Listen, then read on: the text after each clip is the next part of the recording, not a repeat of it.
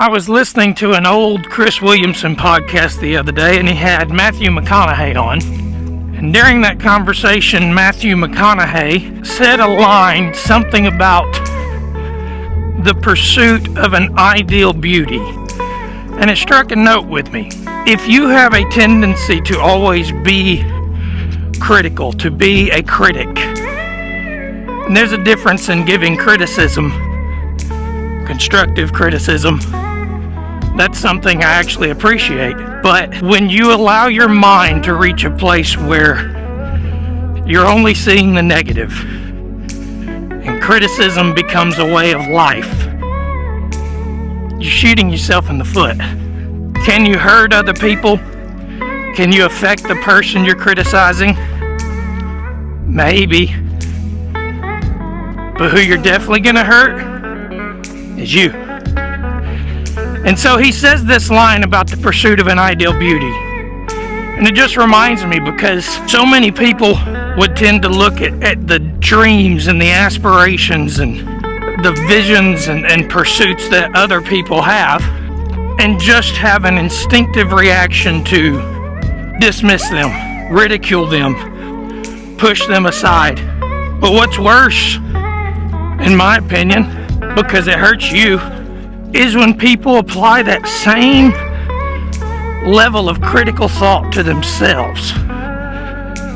And then you realize just how deep the problem goes, because it's not just they're tearing other people down, they will tear themselves down.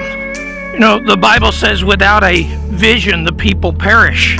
The dream itself, even if it's never realized, the dream itself is important. The world has been immensely richened by people who were willing to completely and totally invest themselves, give themselves, spend themselves in the pursuit of something that was not quite real.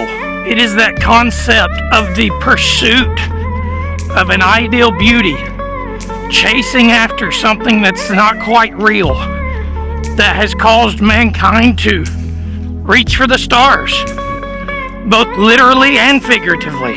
The dream itself, I believe, is important. I don't want to live in a world without dreams. I don't want to live in a world without dreamers. Now, it takes more than just dreams. T.E. Lawrence said, all men dream, but not equally. Those who dream by night in the dusty recesses of their mind wake in the day to find their dreams nothing but vanity. But the dreamers by day, those are dangerous men, for they are free to act their dreams with open eyes. Take the very founding of our nation, the United States of America.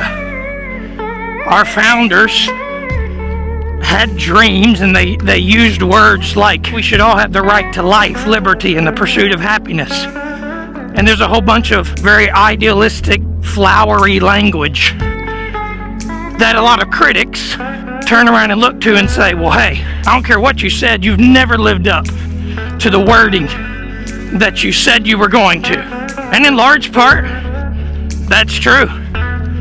And so do we join the critics?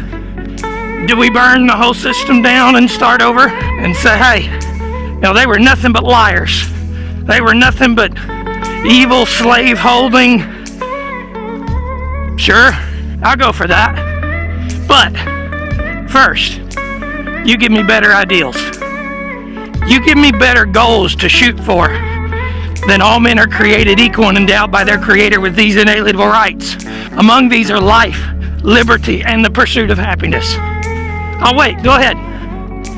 Because when you can give me better ideas, then maybe we have something to move towards. But too many people are full of criticism. This isn't a political video. Just in life, too many people are full of criticism because, to paraphrase Teddy Roosevelt, it's a whole lot easier to stand on the sidelines and point out how the strong man stumbles, how the doer of deeds could have done them better. But the credit truly does belong to the man in the arena. The credit truly does belong to the one whose face is marred by sweat and dust and blood, who strives valiantly, who errs, who falls short again and again, because there is no effort without shortcoming, but he knows the great enthusiasms. He knows how it feels to spend himself in a worthy cause, and even if he fails, at least when he goes down into the grave, he will not take his place among those cold and timid souls who know neither victory nor defeat. Rah, rah, great speech, right? But dead accurate. Every single day, we all get a choice, and the more you make that choice, the easier it is to fall into a pattern and a habit of those choices. And I challenge you to check yourself. Ask yourself the question, who am I?